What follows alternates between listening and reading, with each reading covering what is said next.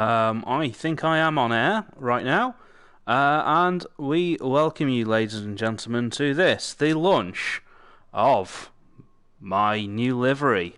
I was hoping to have a curtain or something come down on the car, or some kind of, like fade out thing that makes it look really cool, but I can't do any of that. So, you are literally looking at my car. This is in virtual reality. You are seeing what I see. So, I could have done some kind of like low tech reveal, like da da da da da da da da ba da da da da da like that, but I didn't. So, yeah, I'm just going to walk around without running into anything in my living room and show you around this car, this lovely piece of art. Unofficially sponsored by PowerMax Racing. Now that I see the car up close, I do realise I've put that sticker on very wonky. Ben, if you're watching, I promise I will apply the sticker slightly more square. Also, I need to move the sticker anyway because my racing number actually covers up the R. So it's currently just PM Racing. So, yeah, that's going to change.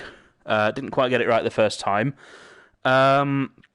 In terms of the colour scheme, well, I kind of just came up with something on the spot that sort of looked a bit of a homage to the touring cars from PowerMax Racing. I didn't want to go for like this sort of white base colour. I wanted to go black because black's very much my colour. But then sort of gave it this sort of torn vinyl effect. I'm not very good at creating liveries. Camera just went to walkies there. So I'm just going to have a quick walk around to the rear. And there's another thing that I'm going to try and learn how to do. So at the moment, this is my private plate that I scanned in and put into the game. If you look really closely, it says win, lose or white plinth. But there's certain regions that you're not allowed to put stickers in Gran Turismo, and that is one of the regions, strangely enough. I'm sure someone has found sort of an exploit for it that lets you get around it. So now what I'm going to do, I'm going to stand up, because I'm currently sat down. So here we are. We can take a look around the rear wing, if I can get close enough. So on the rear wing, that's the company I work for, Dassault Systems. I'm not sure if our legal department will allow me to use the company logo on the rear wing of my esports entry, but I'm sure they'll support me. I'm sure they'll be fine with it. And the Union Jack, just, got to fly the flag for Britain. Other side, very much the same as the first. And let me try and walk around to the front of the car. The thing with this is, hang on, it's moving away from me. Why is it moving away from me? Come back! Come back! Come back, car. Oh, I see, it's because I'm facing the wrong way. Ah, I see. My neighbours will be looking through the window thinking, what the hell is he doing? Yeah, I haven't quite got the colour matching right between the wing mirrors and the canards either.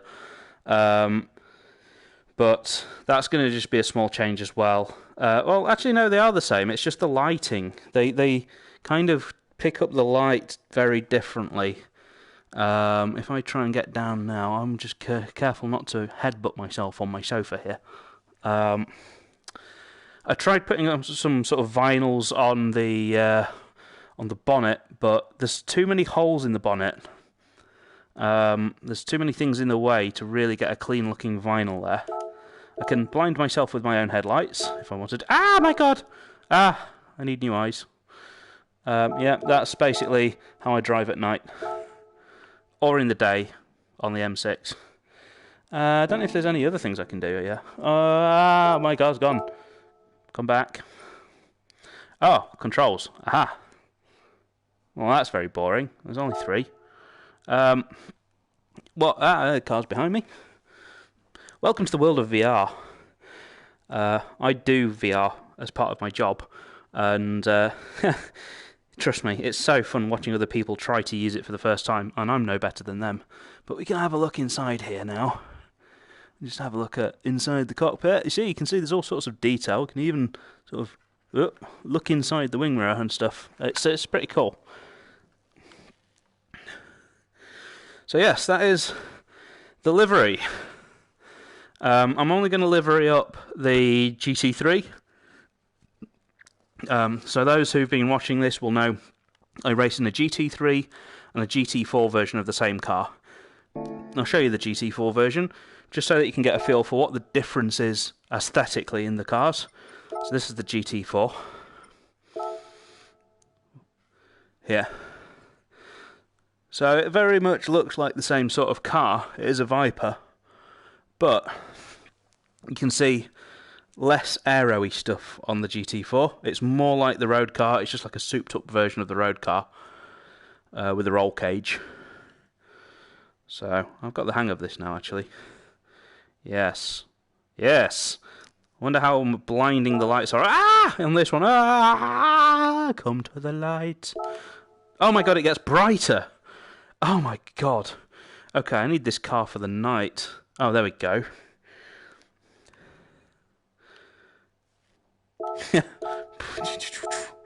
Yeah, those lights are pretty bright. I decided to go with obscenely large wheels on this one just because I'm immature. I'm going to put my number plate on this one as well when I get a moment. But as you know, when I get a moment, usually means like in many weeks' time. All that's left now is to do a quick demo of how they drive. And for that, we're going to stick in VR. We are going to do a lap in VR in the GT3 Viper. And because it's a Viper and it's American, we're going to have to go to an American track, aren't we just? Where is it? That's an American track, but that's also a crap track and I hate it, and it's also tomorrow's race. That's going to be fun. Now we're going to go to Laguna Seca, everyone's favourite track. It's like surprising how popular Laguna Seca is. I'm not saying it's everyone's favourite track sarcastically. It really is most people's favourite track. I'm just going to adjust my VR goggles whilst that loads. Because I can't see. I forgot my glasses on, and my glasses don't help me see as in like vision. Well, that is the motorway, people see vision. What I'm waffling on about is they keep the sweat out of your eyes. And Sony, you've done a really bad job of designing this headset, because if you get a bead of sweat rolling down your brow, it goes into your eyes and then you can't see. And you do get a lot of sweat in your eyes with these VR headsets, because they're really uncomfortable. They make you sweat. What part of having a giant screen in front of your face, you know, makes you think, hang on a minute, this is going to make me sweat? Of course it's going to make you sweat. Right, I'm just trying to get in my seat. It's very hard to get in my seat when I can't see the seat, and I can't see the steering wheel. Oh, I see, the steering wheel's way too far backwards, that's why. Here we go. Right, dead professional I am. As you can see, I've clearly got this nailed, haven't I? So, here we go. Turn the steering wheel on, that's always a start. Kapow! Right, steering wheel on. Vroom, vroom, vroom indeed.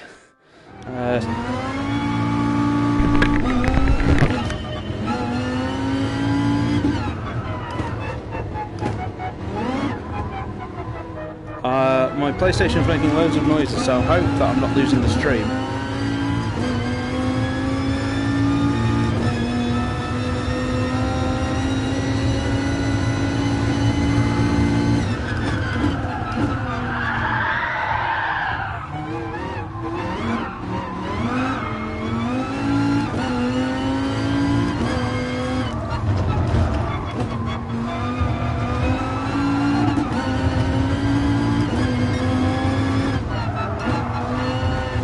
So a few fun facts about this car.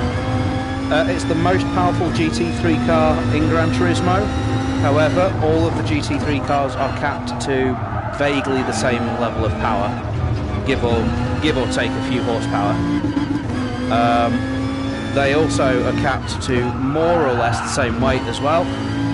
I can't remember how much this weighs compared to some of the other GT cars, but this is the most powerful GT3 car, unless I'm mistaken. It also has the biggest engine at 8 litres, it's a V10. Obscene, obviously. Makes me wonder what the weight of the car is, because there's no way that they managed to make this car fit within the weight of the GT3 Reg with an 8-litre V10. It also makes me wonder what the fuel economy of this car is. I dare say it's going to be very poor. But again, with the balance of performance regulations, given the same performance, all of the cars are around equal, around a lap. Some of them are better at other tracks than others. That's never been a secret on this. You will get certain tracks that just favour mid-engine cars, certain tracks that favour the Porsche. I would say out of the cars in the game, the most overpowered is the Porsche. Because it's a really good all-rounder and it's really balanced into every type of corner. It's let down by having obscenely long gear ratios though. One of the reasons that I picked this car is that it's got... Oh, I've made a mistake there. I'm struggling to see. I'm sat too low down. I just need to do something about that. There we go. I can see over the dashboard now. That helps. Now that I can see the track, that's always a benefit.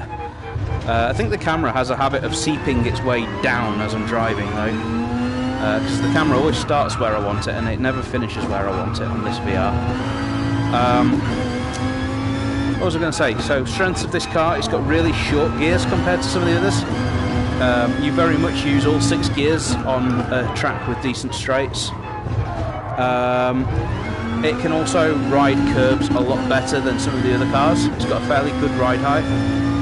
That makes a big difference at tracks like Monza, where you can gain a lot of time if you can just bounce over the curbs. So, I mean, I'm butchering these corners here, but I'm just trying to talk whilst I'm doing it.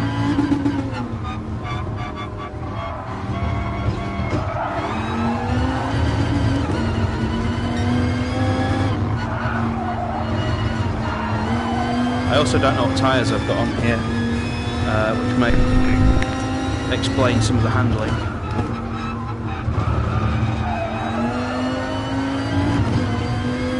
The camera's gone a bit too low for me again. I'm struggling to see. What you're seeing here is what I'm seeing, so you see, this is what I'm seeing. And if I sort of lean up, I can just about see over the steering wheel. Gran Turismo haven't implemented VR in a good way. Most other VR games, you can change your driving position, you can just bump your seat up or down, backwards or forwards,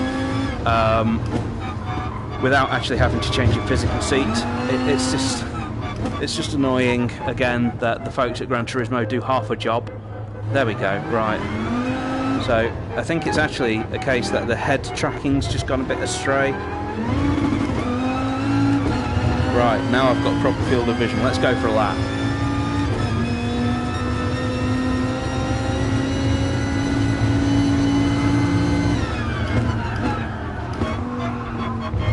So you want to hook it onto that curb, let it run in, and then get the power on as soon as you can.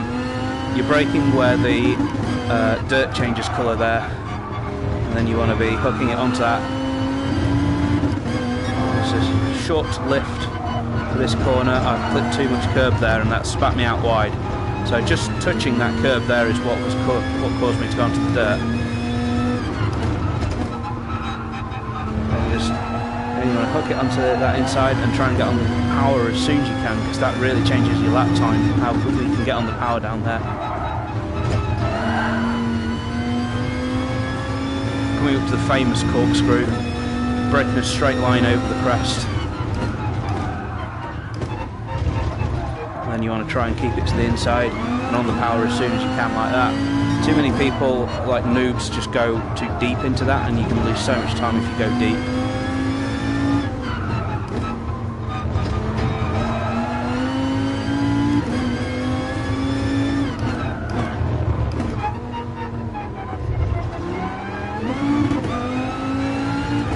So I think what's a little tricky here is being able to see the brake reference points. I can see the cones, but what I really want to be able to see is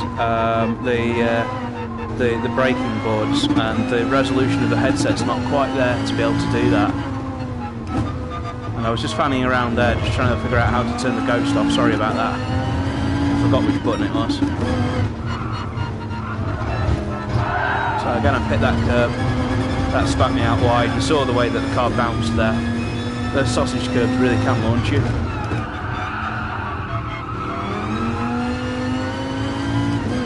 You've got that beautiful V10 sound. Let me look at this again. The camera again has sort of set itself to the wrong position. It's very frustrating. There we go. I've got my field of view back.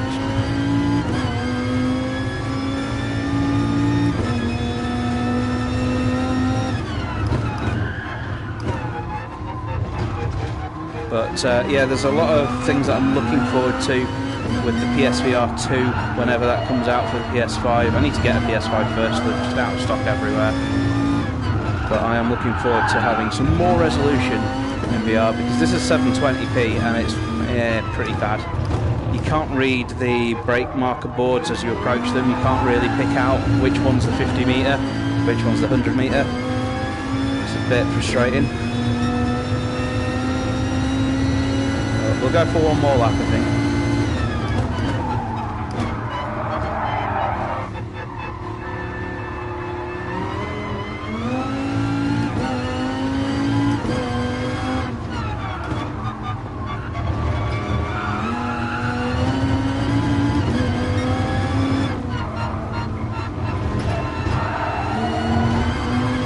Again, I hit that sausage curb, but this time I just about managed to keep it on the road. Lost a bit of time. And I've gone a bit wide there. That's delayed me getting on the power.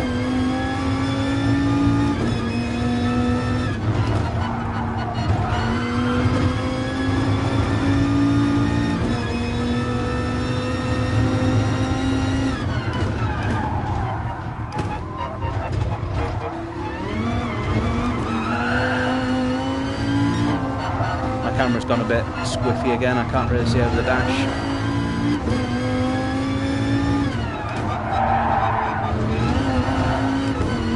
That corner's my least favourite. I lose so much time through there compared to most people.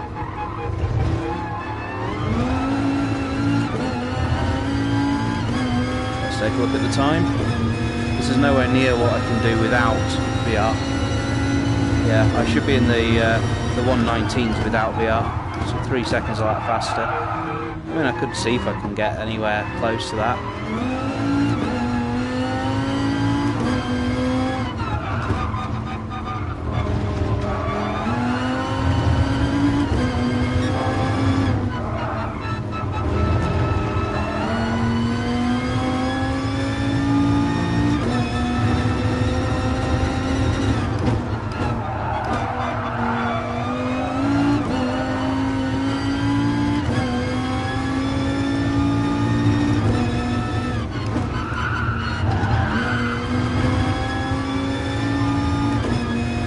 See my own ghost in the mirror.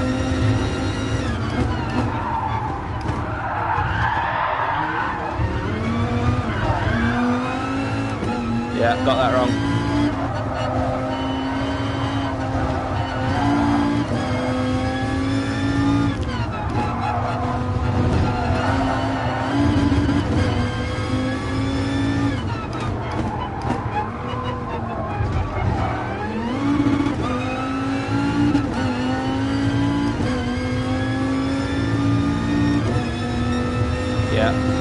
So yeah, I can't really beat 122.8. I could probably do a 121 in VR if I got it all together, but it's just too hard to actually see the braking boards.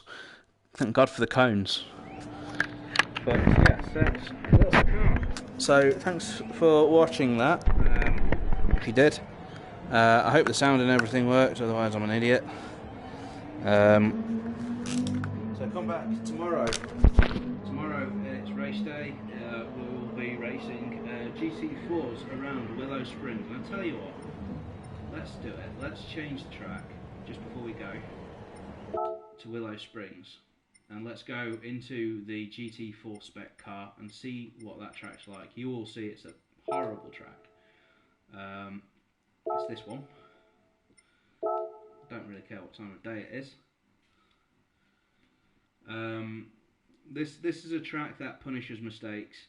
If you run off the track here, you are in a world of pain because it's just desert. And, oh, interesting, I've already set a lap time. Oh no, this is bug. I was going to say I've already set a lap time here, but it's showing the wrong lap time. It does that. Change car from garage. Video.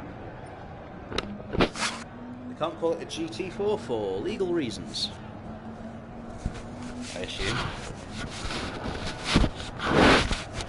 Probably not actually a GT4, it's just very, very close to being a GT4. We'll call it a GT4. Just putting the headset back on. Yeah. Hang on. Give the lenses a quick wipe. Ew, the right one's completely sweated up. Ew. Yeah. Why does my right eye sweat more than my left? I don't know.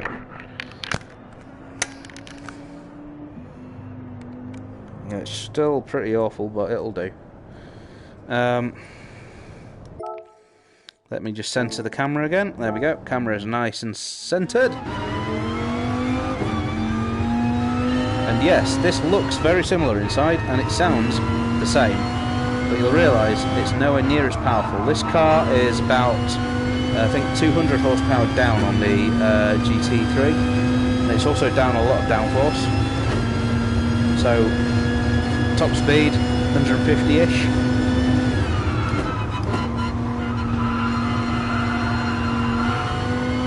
We've got a really long sweeping left-hander, followed by a never-ending right-hander. This has got quite a lot of apexes. This is just a corner that keeps going and going and going. And then we've got an interesting uphill braking section here.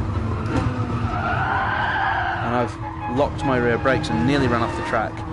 Then you've got a section that is horrible because it just tightens up on you, up over a crest.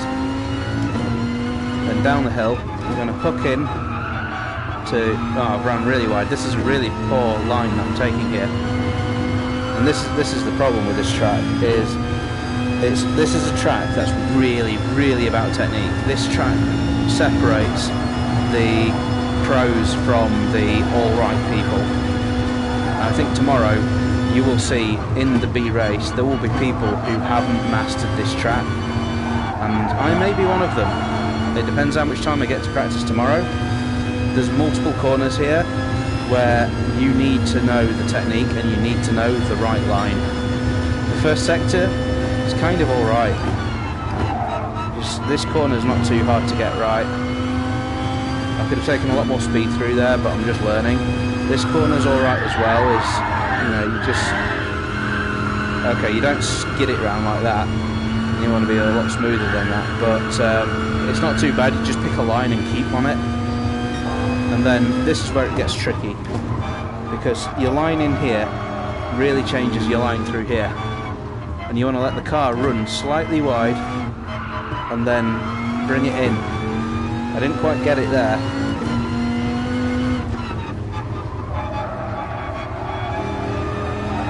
And I've actually gone wrong there.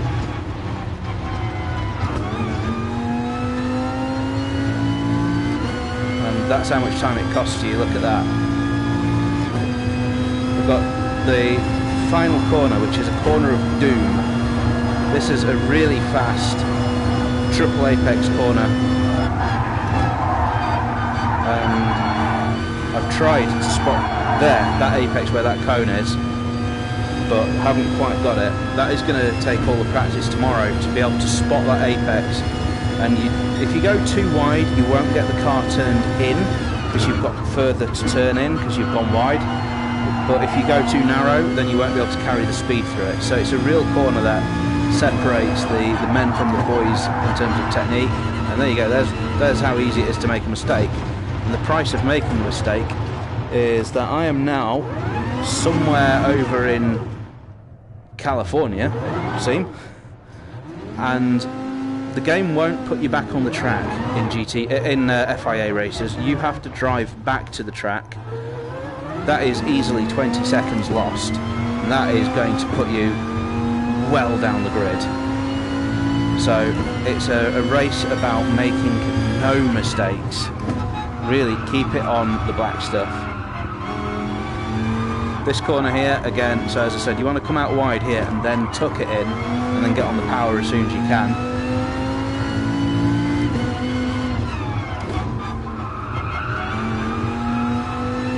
And then this one, it's just all about keeping the power on over that apex. So I took that way too slow. It may look tidy, but it's tidy but slow.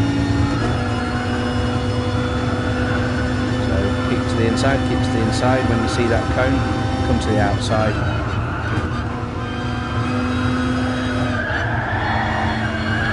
And that corner just never ends. Gonna have to practice that quite a lot. We'll go for one more lap and I'll try and not cock this one up.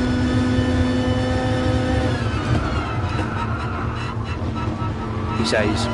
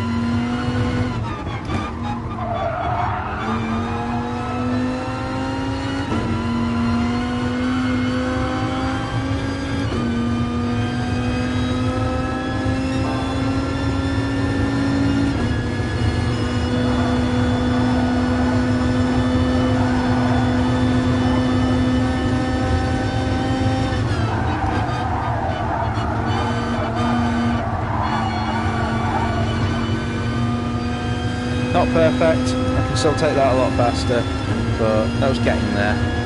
I think hopefully tomorrow if I can get down to sort of 115s.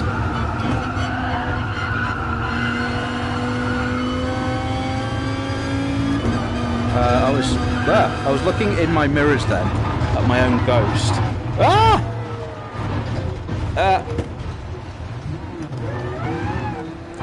I may have accidentally become Roman Grosjean. I wonder what happens if I try and hit that mound really hard. Let's find out.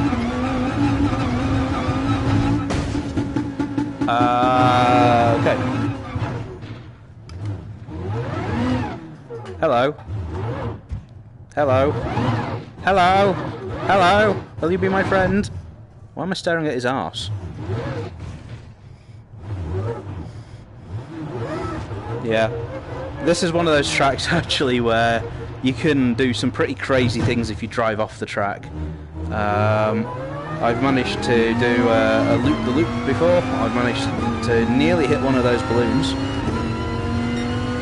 Yeah, it's a track where, you know, if you go off, fun things can happen. Whoa! Yeah, you see, nothing like rolling the car. I think what you can't do though, I don't think you can drive into the middle of the track. I think it puts you back if you try that. Oh no, okay, it does that in like normal single player, but for some reason it doesn't reset you to the track. Oh wow, this sounds like the sort of thing that you could exploit. Yeah, this seems like a way of getting to places that should be out of bound.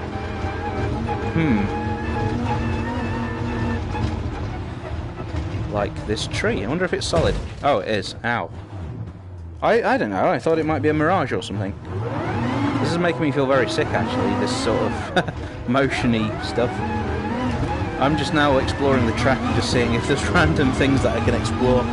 Because you're not supposed to be able to drive into the infield like this. It should reset you if you try to do that, but it seems to have forgot. There we go.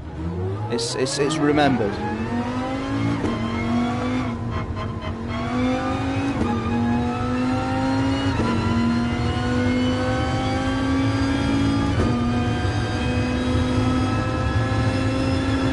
What's in this corner of the map? Oh! Another track, maybe? Ah! There's something down here.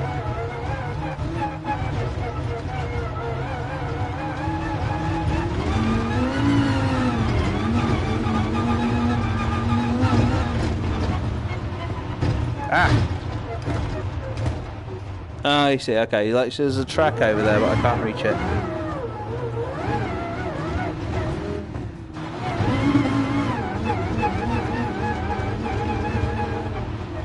Oh, other things.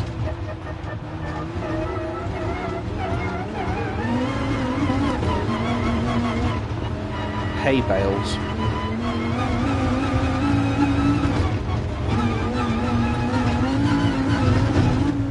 Oh. Okay, that's the end of the fun. I'll not be doing that tomorrow in the race, hopefully.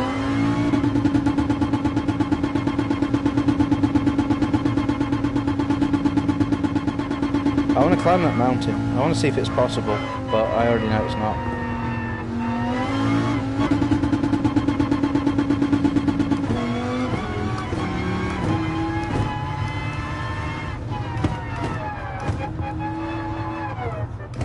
Right, I'll love you and leave you. I'll see you all tomorrow. So thanks for watching if you did, and if you didn't watch, then I don't thank you. And I personally didn't watch this, which is, the whole human population except for one. So, yep, we'll see you tomorrow for the GT4 race at that horrible track. Later.